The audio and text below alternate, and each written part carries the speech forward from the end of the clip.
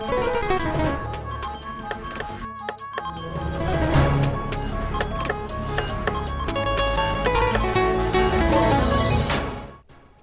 25 décembre, date de la naissance du Christ. À cette occasion, les fidèles s'activent à tous les niveaux pour y imprimer, comme à l'accoutumée, un éclat particulier. Réaction de quelques fidèles dans ce journal. Un hôtel 5 étoiles doté de toutes les commodités pour les Aigles du Mali à Kabala. L'infrastructure est entièrement financée sur budget national. Elle a été inaugurée hier au cours d'une cérémonie. 19h30, Madame, Monsieur, bonsoir et bienvenue à ce rendez-vous d'information. Je vous le disais à l'instant, la fête de Noël ou encore la célébration de la naissance du Christ, une occasion de retrouvailles et de communion. Pour respecter la tradition du 25 décembre, les fidèles chrétiens s'activent à tous les niveaux pour mettre les petits plats dans les grands. Le constat a été fait dans certaines familles chrétiennes par l'une de nos équipes. Elle était dirigée par Moussa Diabati. À l'origine, la fête de Noël est une fête religieuse chrétienne, c'est-à-dire la nativité, la naissance de Jésus-Christ. Oui, Noël, c'est une grande fête pour nous. Noël, c'est quoi? Noël, c'est la venue du Fils de Dieu sur terre. Dieu envoie son Fils pour sauver l'humanité. Donc la fête de Noël, ce n'est pas seulement une fête pour les chrétiens, c'est une fête pour l'humanité tout entière. Parce que Dieu envoie son Fils qui vient sauver toute l'humanité. Et nous avons la joie de préparer justement cette venue. La fête de Noël est attendue avec impatience dans la famille Agnuro, une famille chrétienne à Mayamougou, en commune 6 du district de Bamako. Bon, tout se passe bien, naturellement. On a déjà déposé les habits chez le tailleur. À 2 jours de la fête, on ira au marché, faire des provisions. Parce que c'est une fête où il faut sacrifier les animaux, les poulets, les moutons et tout ça. Donc on est plein dans la fête. On va danser, on va faire un show à la maison, danser, aller à l'église, confier cette joie-là. Noël, c'est aussi une fête familiale, une union de paix, ainsi que l'occasion incontournable de se réunir et de partager. Bon, d'abord, la fête de Noël, c'est l'occasion vraiment de célébrer la naissance de notre prophète Jésus-Christ. Voilà, c'est une fête pendant laquelle il y a l'union, il y a la fraternité, il y a le partage. Voilà, c'est une fête qu'on passe avec la famille, avec les amis, voilà, avec tout le monde, en quelque sorte. Parce que c'est rendre gloire à Dieu, célébrer, fêter, et puis ce sont des réjouissances, quoi.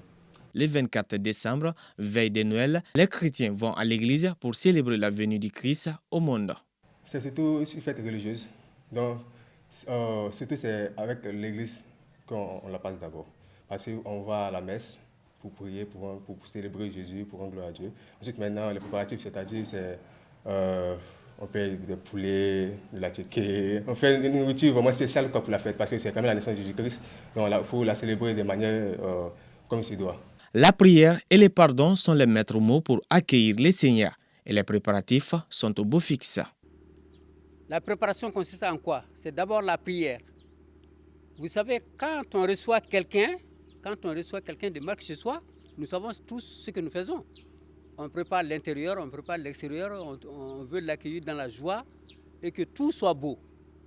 Et c'est exactement la même chose. Si nous recevons le Fils de Dieu, d'autant plus, nous devons nous préparer pour qu'il trouve que tout soit au beau fixe. Cet événement sera célébré par la communauté chrétienne le 25 décembre, marquant la naissance de Jésus-Christ. Appui aux couches démunies, l'association Dimanu Mangioro vient d'offrir 250 kits alimentaires composés de sucre, de riz et d'huile. L'initiative est soutenue par l'Association pour le développement des quartiers de Bamako et l'ONG Zakat Fondation. Salim Traoré nous en dit plus. Près de 200 kits alimentaires composés de sucre, de riz et d'huile constituent cette donation qui apporte un soulagement aux personnes indigènes de la commune 1. Il y a beaucoup de femmes qui ont des problèmes aujourd'hui. Même la nourriture, il y a combien de femmes qui me disent aujourd'hui, Aïcha, même pour avoir mangé, on peut faire 2 jours sans faire de la nourriture. Donc souvent un peu de riz, de faire de bouillir ou de boire ça avec les enfants. Donc aujourd'hui, s'ils ont eu ça, ils vont faire 2 jours à manger. À peu près 250 personnes vulnérables vont bénéficier de ces kits-là aujourd'hui. Le riz, le sucre et l'huile, nous en consommons tous les jours. Voilà, c'est pourquoi nous avons pensé à ça, à kit alimentaire pour soulager ces personnes vulnérables. Cette louable initiative émane de l'association Demaïma et l'association malienne pour le développement des quartiers de Bamako, soutenue par Zakat Foundation qui l'intègre parmi ses projets pilotes. Donc comme on sait que la pauvreté ce n'est pas seulement 1 mois ou 2 mois, donc c'est à l'issue de ça on a eu à faire un projet pilote qui est ce projet-là pour qu'il dure 1 année. C'est un projet test pour Bamako seulement. Ça doit prendre fin en mois de février prochain. Inch'Allah, si ça aboutit pour l'année prochaine, on veut que ça soit dans d'autres côtés du Mali. Le maire de la commune 1 exprime sa juste appréciation de cette action et estime que la période choisie pour la donation est opportune. Donner c'est difficile, mais choisir le moment de donner c'est beaucoup plus facile. Ils ont su choisir le moment. Ils ont pu choisir la façon aussi de nous donner. Nous les remercions infiniment. Nous savons tous quel est le besoin qui nous anime aujourd'hui chez nous en commune 1. S'ils arrivent à avoir notre besoin, à nous faire satisfaire et faire le choix comme il le faut, parce que c'est donné à des démunis. Nous ne faisons que les remercier. Joie et satisfaction transparaissaient parmi les bénéficiaires.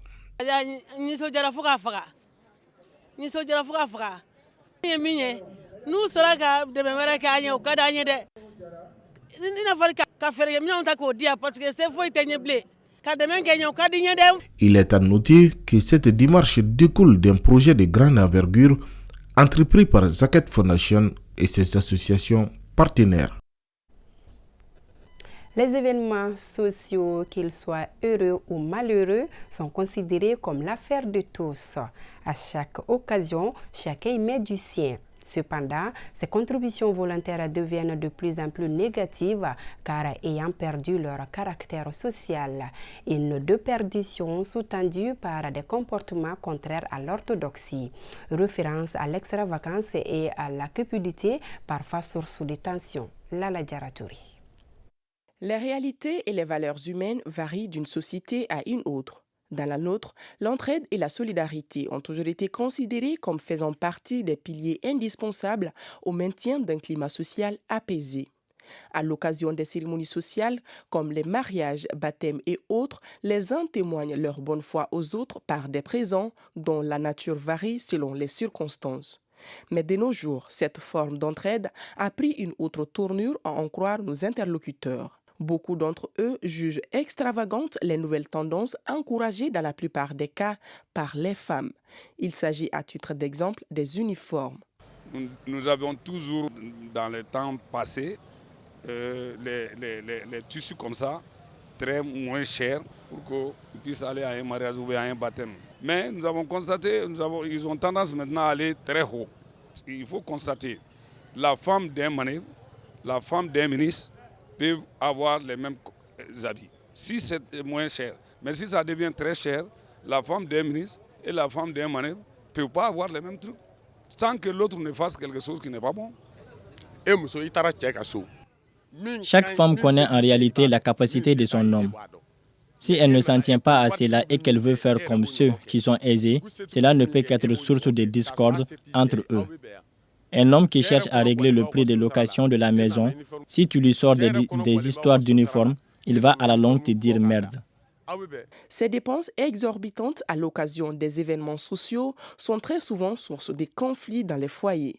Elles peuvent aussi entraîner les jeunes filles célibataires vers la débauche. C'est quand une femme ne t'aime pas qu'elle t'impose des dépenses que tu ne peux pas gérer. En tout cas, moi, je ne cautionne pas ces histoires d'uniformes. Et ce n'est pas tout. Selon cette autre interlocutrice, certains ne tolèrent pas de ne pas être remboursés s'ils vous ont fait des cadeaux à l'occasion d'une cérémonie quelconque.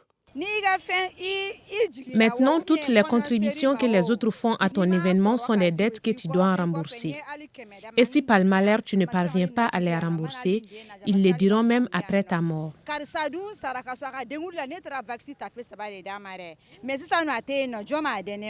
On assiste donc de nos jours à une déformation et à une mauvaise interprétation de certaines valeurs sociales. Sommes-nous obligés de nous ruiner pour plaire aux yeux du monde? Alors s'impose la nécessité de jeter un regard rétrospectif sur nos coutumes et traditions afin de ne pas se perdre dans cet immense tourbillon déclenché par la mondialisation. Sport au foot, dans ce journal, inauguration hier de l'hôtel des Aigles du Mali, si au centre pour sport d'élite Ousmane Traoré, Alliance Ousmane Bleni. L'infrastructure, un hôtel 5 étoiles, est entièrement financée sur budget national. Elle est dotée de toutes les commodités pour booster la performance des équipes. Abdul Karim Kaba. 25 chambres, un restaurant, une piscine, une salle de musculation, des salles multifonctionnelles pour le basketball, le handball, le tennis et le volleyball, des terrains de football avec gazon naturel et synthétique. Bref, un hôtel 5 étoiles pour les Aigles du Mali. C'est le cadeau de fin d'année offert par les autorités de la transition aux sportifs du Mali. L'État vient de faire de son mieux, malgré un contexte de rareté, de tension de trésorerie. Nous sommes dans une situation un peu irréalisante, nous le savons, mais nous avons quand même, nos plus hautes autorités ont décidé de mettre les ressources que nous avons dans l'amélioration de la qualité de la préparation de nos sportifs. Donc maintenant, je suis également sûr qu'ils sont convaincus de cet effort louable de nos plus hautes autorités. Et je suis convaincu qu'ils feront tout pour ramener dans notre pays en tout cas toutes les coupes. Je pense que l'échéance la plus proche pour nous, c'est la CAN de l'année prochaine. Répondant à toutes les commodités ultramodernes, l'hôtel des Aigles est entièrement financé sur le budget national. Il offre un cadre idéal de préparation pour les équipes. C'est vrai qu'aujourd'hui nous sommes là à Kabbalah, nous parlons du sport. Et nous savons tous également, lui également, en tant qu'élément de force spéciale, que le secret de toute victoire réside dans la qualité de la préparation. Je pense qu'aujourd'hui, ce que nous venons de voir ici, nous pouvons être sûrs et certains que toutes les équipes nationales du Mali, que ce soit le football, le basketball, bien entendu d'autres sports, feront de leur mieux pour nous faire rayonner l'image et le nom du Mali. En construisant cet hôtel, aucun détail n'a été oublié. Ce centre de référence, c'est pour booster la performance des sportifs. Cela démontre encore plus que les plus hautes autorités ont énormément d'attaches par rapport au sport, à la qualité du sport et aux résultats que nous souhaiterons avoir. Je pense que les joueurs ont demandé d'être dans des conditions idéales pour pouvoir se préparer. Et un environnement comme ça, je crois que tout le monde le voit, c'est vraiment un environnement extraordinaire pour nos équipes nationales. Le reste du domaine de l'État qui s'étend jusqu'au fleuve a été aussi visité. Cet espace fait l'objet d'une agression foncière. Toutes choses qui ont été dénoncées. Pour mieux sécuriser le reste de l'espace, le ministre d'État, ministre de l'administration territoriale et de la décentralisation, porte-parole du gouvernement, propose un mur de clôture. Cette nouvelle avant de boucler ce journal en finale de la Coupe du numérique édition 2023. L'équipe de l'ORTM a été battue cet après-midi au tir au but 2-1 par l'AGFO. À l'issue du temps réglementaire, les scores étaient de 0-0. Les Tigres de l'ORTM ont promis de monter sur le toit en 2024. Nous y reviendrons dans nos futures éditions avec Brahima Diallo. Voilà, c'est sur cette note sportive qui met fin à cet journal. Merci à vous de l'avoir suivi. À demain, Inch'Allah.